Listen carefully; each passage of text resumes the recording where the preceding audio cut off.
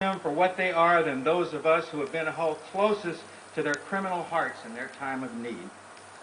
Our demands have a special force, and so we have, in these military communities, a special responsibility. The movement demanded that we not invade Afghanistan to kill 4,000 civilians as vengeance for the 2,800 killed on September 11th. The movement demanded that we not invade Iraq, where our government's already overseen the destruction of over 1 million human beings, half of them not having each reached the age of majority, and Iraq has never been any kind of threat to the people of the United States, ever.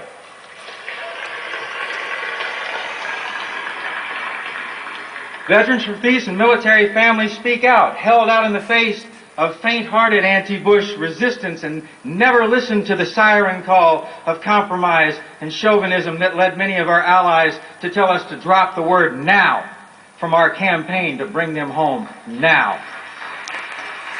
That's right, fuck you, Bush. We were clear about the system, and we knew that the vandal that destroys your home is not the right person to decide who and how it will get rebuilt. We stuck to our demand, and time is proving us grimly correct. We were correct to demand that this criminal class cease and desist. And now the elections that put a mask of legitimacy on this system are passed, and we have to reiterate that demand. Now, we all know that demands are the glue that hold movements together, whether or not the powerful meet them. One of our pedagogical tasks in the next period, I think, is to educate the public about the difference between a demand and an assertive request. I already have my post-election bumper stickers, to impeach Bush. And I know that these little provocations, because that bumper sticker is intended to be provocative, are useful mostly to further polarize our society, which I think is a good thing. Because as long as we stay polite with one another, we never seem to get to the point.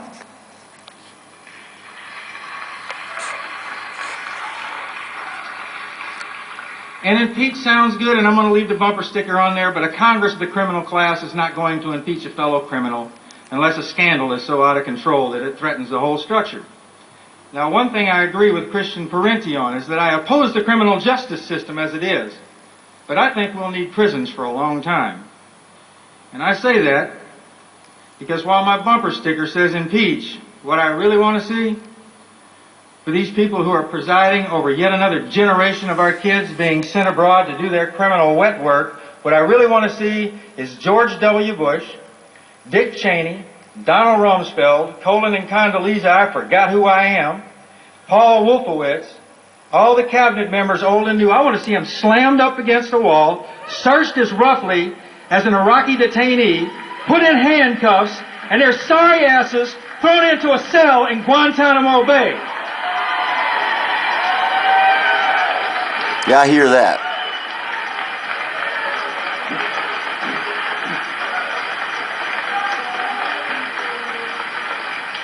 Now, first we'll give Guantanamo back to Cuba where it belongs.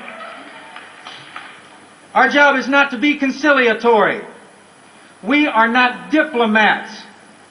Our job is not to comfort the comfortable by reinforcing their denial.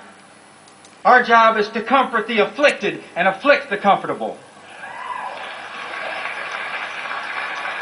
And that's our job because we were there. We know what these people have sent our children to do. We know what these people have sent our children to become. And I'm not whining about that. I'm not going to cry about what was done to me, because the upside to it is that I'm grateful to the dominant class for my military career. I'm grateful to them.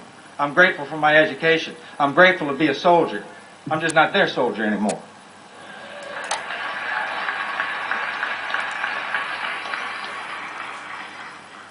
On my 19th birthday, I left McCord Air Force Base up in Washington to begin my international studies program in northern Binh Dinh province. My professors were a black buck sergeant named Eves, a professional con man named Westmoreland, and the courageous and patriotic soldiers of the NLF and NPA who taught me what it looks like to say no. I learned that a person can put one foot in front of another for a very long time. I learned that clouds of mosquitoes and thirst and sleeping in the mud won't kill you. I learned to accept my own mortality.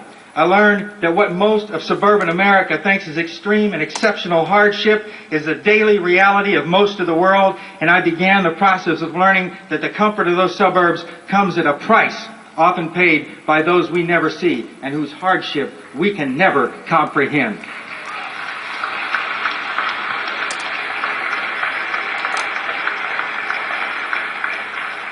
Now, what the Bushes and Rumsfelds have failed to understand about soldiers, old soldiers and now new soldiers, and the families of soldiers who learn these things from us and with us, is that when we learn that there are different experiences in the world, and when we learn to keep putting one foot in